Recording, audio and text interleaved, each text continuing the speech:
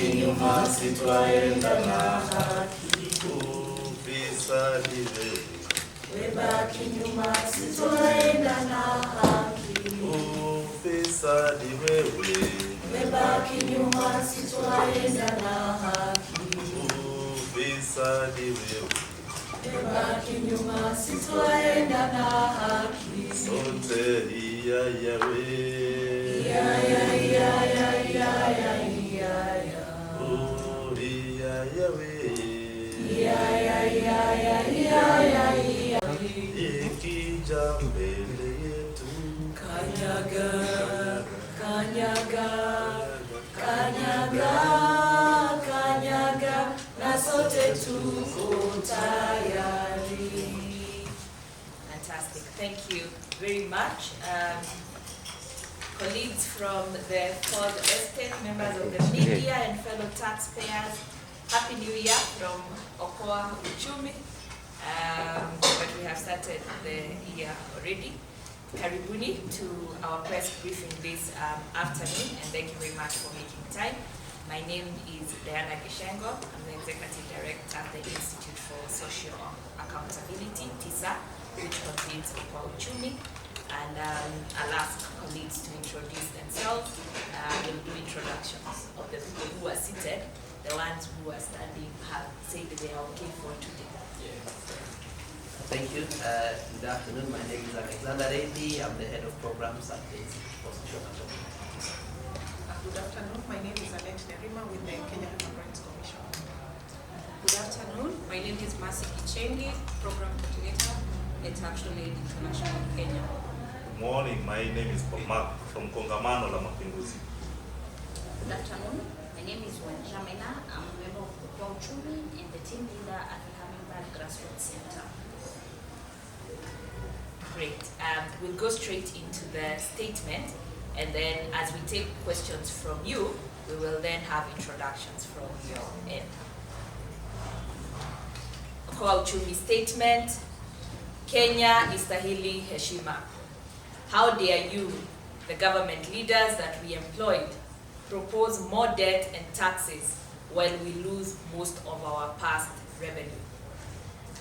4 in every 10 Kenyans are poor, and many more will fall into poverty unless drastic action is taken to spend public resources in what matters and to spend prudently. Their aspiration to live a dignified life are dashed at every turn, with public services continuing to decline, especially in agriculture, education, health, and which are the most critical and enabling sectors. It is against this background that we, the Okoa Uchumi campaign, a coalition of civil society organizations advocating for prudent public finance management, submitted our recommendation on the 2025 budget policy statement and the medium-term debt strategy to the National Treasury and subsequently to the National Assembly and the Senate.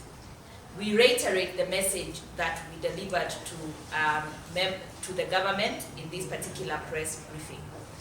These submissions highlighted key concerns concerning the Kenya's growing public debt, fiscal deficit, and lack of transparency in budget formulation. Kenya's fiscal position remains extremely risky, with a fiscal deficit for the coming year 2025 to 2026 projected at a humongous 831 billion, which is said to be 4.3% of the GDP as per the budget policy statement 2025.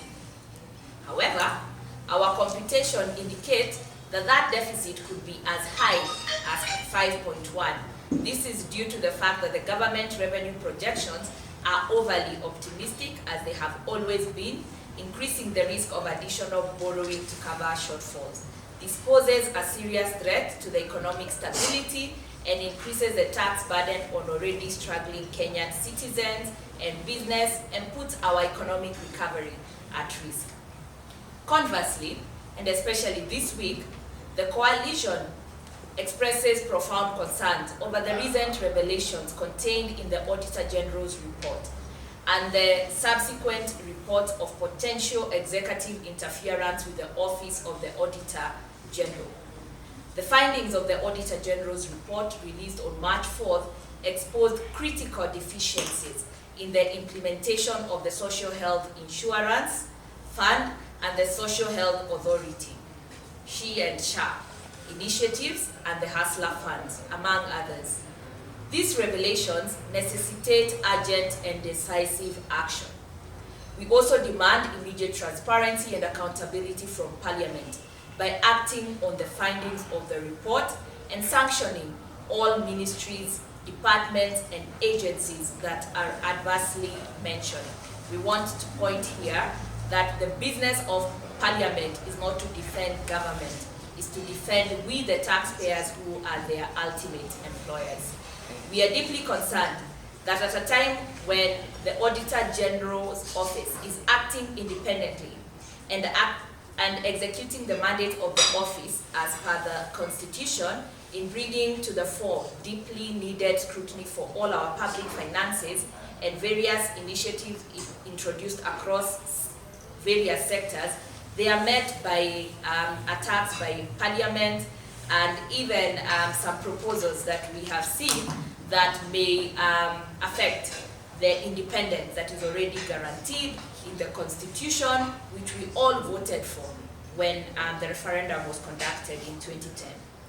The Auditor General and the Controller of Budget are answerable to the people of Kenya through elected representatives in Parliament, and Parliament must therefore step up its role and take the needed actions to improve fiscal management.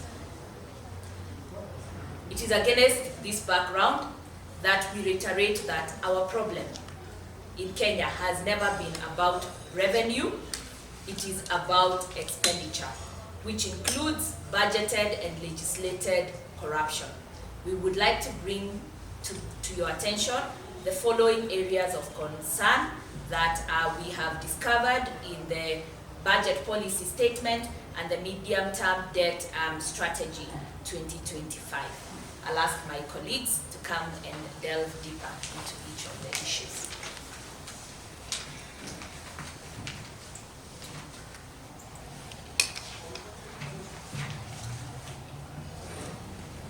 So I'll proceed from where my colleague has left, just building on the nexus between fiscal deficit and public debt. The national debt to GDP ratio is projected to exceed sustainable levels, reaching 63.6% against a debt anchor of 55%. The budget policy statement for 2025 projects a fiscal deficit of 831 billion Kenya shillings, with 684.2 billion Kenya shillings in domestic borrowing and 146.8 billion Kenya shillings in foreign borrowing. According to the budget policy statement for 2025, the government's increased reliance on domestic borrowing shall be at 82.3% of total borrowing, which poses a further risk of crowding out private sector investment, raising interest rate, and stifling economic growth. This situation encourages banks to prefer investing in government securities, rather facilitating employment creation by lending to private enterprises. We wonder why bank interests are now coming down. Who really benefits from the exorbitantly high interest rates charged by our banks? Domestic borrowing through treasury bills and bonds are currently incurring high interest rates, typically above 8.94%, compared to concessional external loans, which range from 2 to 3%. Domestic loans often have shorter repayment periods of about 1 to 10 years, leading to higher repayment pressure. Additionally, this debt is mainly used for budget support, and senior government officials have admitted that up to 30% of the budget might be lost to corruption. This suggests that domestic borrowing could be indirectly funding corruption activities. We note with concern that the microeconomic numbers presented in the MTDS, that is the medium-term debt strategy, and the budget policy statement are inconsistent. Case in point is the conflicting expenditure numbers in the budget policy statement that have a variance of Kenya shillings 73 billion. Further, the nominal GDP reported in the microeconomic forecast of the budget policy statement and the fiscal framework in the same document are different. We note that an inflated nominal GDP has been used to compare the fiscal deficit. This leaves us wondering what the government is hiding from Kenyans. The projected ordinary revenue of 2.83 trillion Kenya shillings is overly ambitious, considering past revenue underperformance and slowing economic growth. This therefore means that the government is either planning to introduce additional taxation measures in the forthcoming finance bill of 2025 or borrowing. We are opposed to either of the above options, and our view is that the government should have realistic revenue projections and cut its expenditures to match the available resources. It is time for this administration to live within its means. Punda amechoka, and the owner has refused to address the leaking roof and fissure that risk crippling livelihoods, and has already adversely invested local businesses in the agriculture, manufacturing sectors, communication and housing sectors. Employers and employees have expressed the fact that payslips cannot take any further burden of tax, and neither can bank accounts and home budgets shoulder any further taxes in VAT or other indirect taxes. We must fix the source of misappropriation and corruption immediately.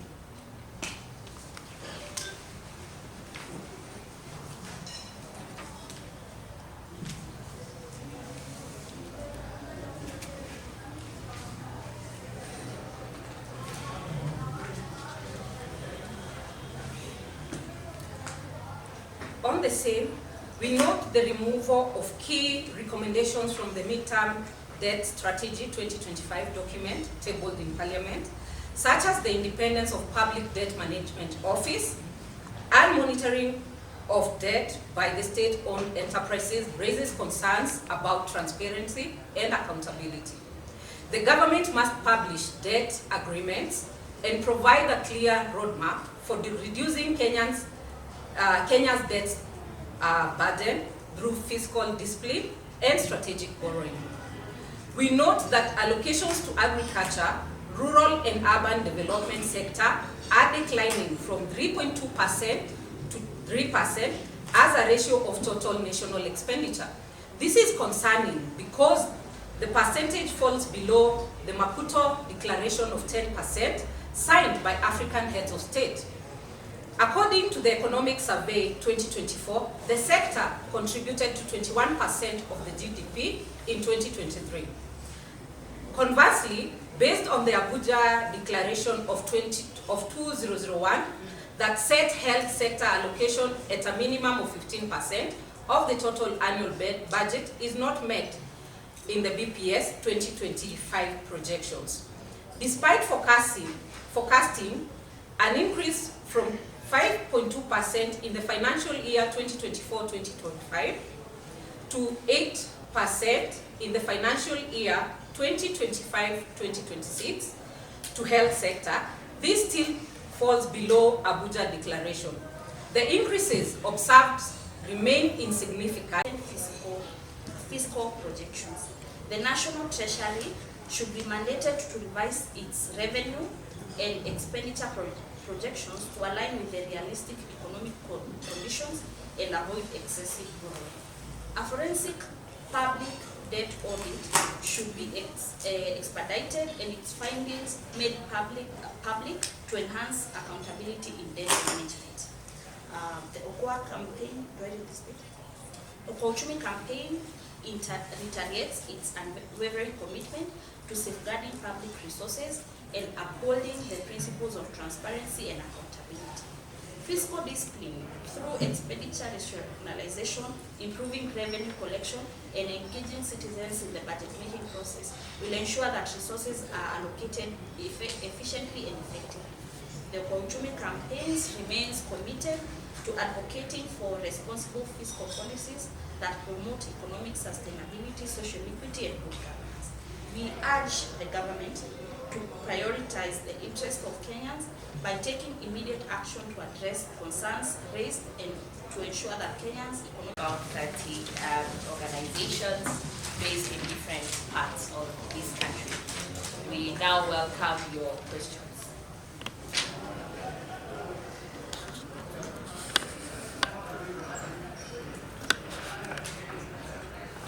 Tumeeleweka kabisa? Hakuna maswali? Okay, my name is Okoa, a reporter at the Standard. So, if my history serves me right, it's not the first time you're calling on the government to publish details of public loans, national loans that they've borrowed and all that. Has it ever been actioned? And if no, what really do you expect, like a different outcome from this? Any other?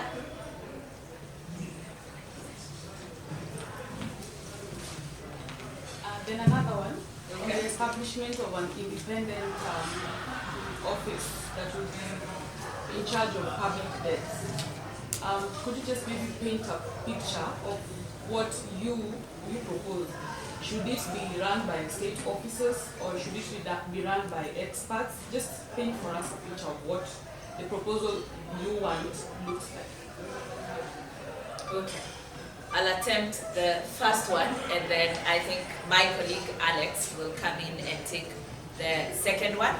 But just to note, the Independent Public Debt Management Office is something that was envisaged from the time that we were renegotiating the constitution, and then particularly when Jubilee came into power and we realized our borrowing needed to be managed. Please remember, historically, all our major scandals, Anglo Leasing, Goldenberg, were debt-related scandals. So we have a history of stealing our debt. So that is part of why the discussion has been there. On the demands around the audit of public debt, you will remember Okoa Uchumi has continued to demand for a forensic and a performance audit. We were joined by the Gen Z, but unfortunately, our forensic audit was captured by the president, who attempted to set up a task force to audit debt. Now, how these things work and why we are saying Parliament must stop playing around and act like they understand who they are. Let me use the example of a principal of a school. When an audit is presented of the school, the person who is most responsible is the principal. But that audit, for it to be enforced, the people who provide oversight and oversee it is the board of management. In the case of Kenya, the president is a principal and the board is parliament. So if we are to get an auditor, they can only be appointed by the BOM, never the principal. So that is what the president tried to do, even co-opted members of Okoa Uchumi, but it fell flat. And it has never taken off. We still want a forensic and performance audit that is driven by the Auditor General, supervised by Parliament. If they realize that they need other resources, this is very, very important. Have we been waiting on the issues of audit of public debt? Okoa Uchumi has worked. Actually, of debt next year domestically. This is going to hurt our businesses, it is going to hurt our economy, this is going to see us have a hike in the interest rates, the cost of living will go high, food prices will go high. As you've already seen, inflation has started coming up. We were at a low of 2.7% in October. Right now, as of February, we are 3.5%. This means we will be required to dig deeper into our pockets to feed our families. This is not the way we want to go. And with the level of domestic borrowing that we are seeing, in the next year, we are going to have more challenges. Thank you. yes. Hi, my name is Jasmine. I noticed that we talked about the discrepancies that were glaring in the BPS. I'd like us to just get into some of those and highlight them for somebody who may not have gone through the BPS. Okay. Thank you, Jasmine. Alex, take that. Okay, thank you. One of the most glaring number is the total expenditure. In the BPS, we had two different numbers. We had 4.36 trillion, and we had 4.263 trillion. The difference between these two numbers is a whopping 73 billion shillings. This was raised by the Committee on Finance in Parliament. We have also raised it in our submissions, and a proper explanation of these numbers needs to be explained. The other most scary number is a difference in the nominal GDP that is used in the same document. Where we have the macroeconomic forecast, we are using a lower nominal GDP number, but when we go to computing the deficit, we use a higher nominal GDP number. The essence of doing this is to try and show the public that our deficit is going to be small, which is now 4.3% in the BPS. But when you do the actual computation using the correct nominal GDP, the actual number is about 5.3%, which is in the neighborhood of 980 billion, compared to the 831 billion that is presented in the BPS. Those are very glaring numbers, and in our view, this is going to lead to a hike in taxes, because borrowing is obviously a problem, and this one is going to bring a problem to all of us. Thank you. Oh, yes. Also, domestic debt. If you look at now the domestic debt stock, we are now at 12.2 trillion. And over 52% of that is domestic debt. And that is why we are calling on government to come up with a process of retiring domestic debt, which has very high interest rates. And what we've seen, and when you read the BPS, you'll find that government itself is admitting that even economic growth has gone down from 5.6% in 2023 to 4.6% or thereabout in 2024, due to a slowdown in private sector lending as a result of outcrowding of the private sector due to this domestic borrowing. And what is shocking, we do not have a direct relationship between what we borrow domestically and the projects it funds, compared to external borrowing. External borrowing, you'll see it is related to a certain project. But what we are borrowing domestically, we don't know where this money is going. Is it going to development, or is it going to recurrent, or is it being stolen? Yes. Just another one on the debt. I know we have a solution. Cut down the expenditure. Reduce the size of government.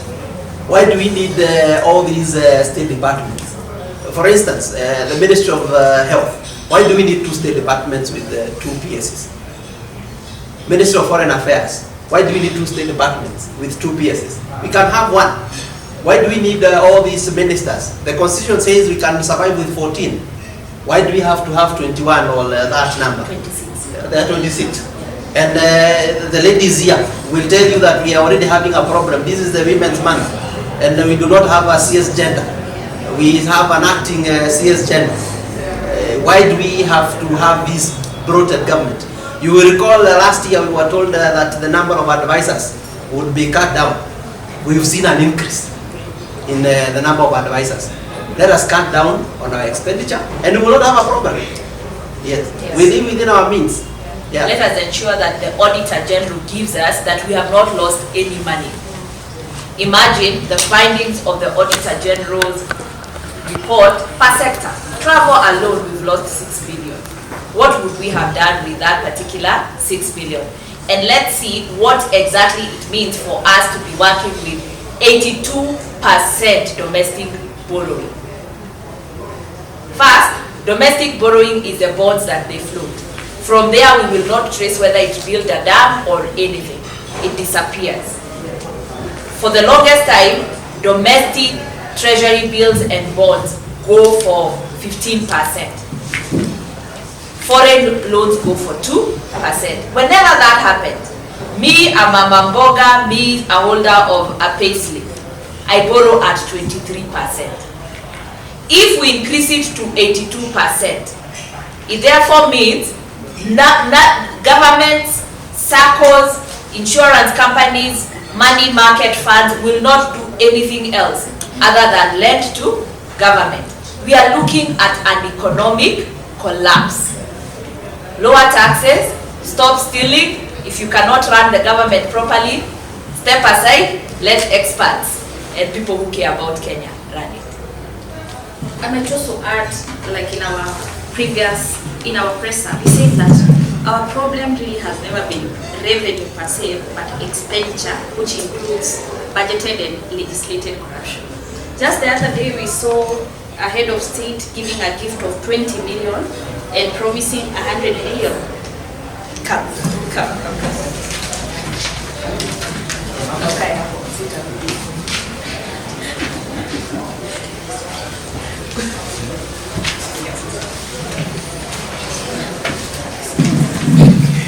Thank you, Jasmine. I can just retaliate from what we said earlier, that our main problem is not revenue, but expenditure, which includes budgeted and legislative corruption. A case in point is a conversation that is being in the public domain, where the head of state gave a monetary gift of 20 million and promised 100 million to a church. If you look at 120 million, is money that is given to another constituency, the CDF. So your average Kenyan will ask, and we've seen even the Kenyans who are interested in the matter just asking, how do we just get 120 million to give to a particular institution? Some people would ask, where did it come from? Was it a crossing of quote-unquote crime? Some people also would ask, was it this money that was meant to do something? Because there is nowhere in the books of accounts where there is money, 120 million being given to an individual church. So really the gist of our presser is that the issue is not necessarily revenue, but expenditure, where there is a lot of budgeted and legislative corruption.